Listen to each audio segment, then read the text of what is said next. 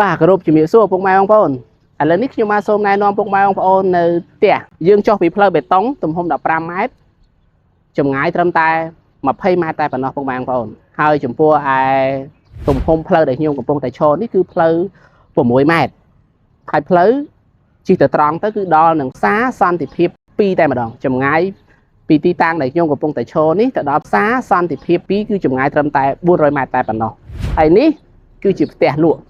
ផ្ទះនេះខ្ញុំអាចនិយាយប្រាប់ពុកម៉ែបងប្អូនថាគាត់លក់តម្លៃក្រោមទីផ្សារនៅក្នុងតំបន់នេះតែម្ដងពុកម៉ែបងប្អូនបើមិនជឿពុកម៉ែបងប្អូនមកមើលសិនមកផ្ទះលក់តម្លៃក្រោមទីផ្សារបាទហ្នឹងហើយពុកម៉ែបងប្អូនផ្ទះនេះគឺយើងនិយាយអំពីសាច់ដីមុនចុះសាច់ដីគឺទទឹង5ម៉ែត្របណ្ដោយរហូតដល់22ម៉ែត្រហើយចំពោះឯសាច់ផ្ទះគឺ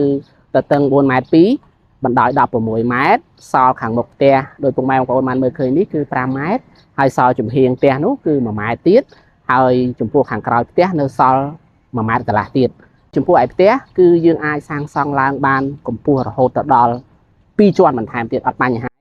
ហើយចំពោះផ្ទះបច្ចុប្បន្នគឺមានបន្ទប់គេង2បន្ទប់ទឹក3ខាងមុខផ្ទះគឺដោយពុកម៉ែបងប្អូនបានមើលឃើញអញ្ចឹងគឺកន្លែងទទួលភ្ញៀវហើយបច្ចុប្បន្ននេះម្ចាស់ផ្ទះគាត់បើកជាកន្លែងកាត់ដេរផងដែរចំពោះប្រព័ន្ធភ្លើងរត់ចូលមកផ្ទះគឺ20អាំពែផ្ទះបែរមុខទៅទិសខាងកើតផងដែរបាទហ្នឹងហើយពុកម៉ែបងប្អូនខ្ញុំបានប្រាប់អំពីព័ត៌មានដីហើយនឹងផ្ទះហើយឥឡូវនេះខ្ញុំចង់ប្រាប់ពុកម៉ែបងប្អូនអំពីសក្តានុពលនៅជុំវិញទីតាំងដីនិងផ្ទះលក់នេះផងដែរដោយខ្ញុំបានជម្រាបពុកម៉ែបងប្អូននៅខាងដើមវីដេអូអញ្ចឹងទីតាំងដីផ្ទះនេះគឺស្ថិតនៅនឹងភូមិត្រពាំងសិលាសង្កាត់ពងទឹកខណ្ឌដង្កោរាជធានីភ្នំពេញហើយយើងចុះពីផ្លូវទល់មុខនឹងបរិយាសាន់នេះគឺផ្លូវបេតុងទំហំ15ម៉ែត្រពុកម៉ែបងប្អូនចុះមកតែ20ម៉ែត្រតែប៉ុណ្ណោះហើយបើយើងពោះពីទីតាំងដីផ្ទះលក់នេះវិញគឺយើងនឹងទៅដល់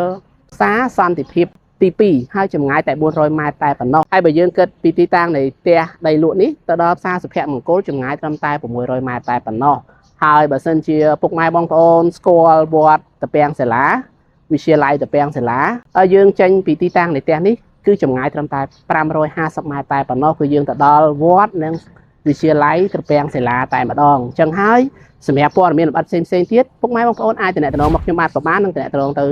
ក្រុមហ៊ុនបងប្អូនរបស់ខ្ញុំបាទក៏បានដូចគ្នាផងដែរសូមអរគុណ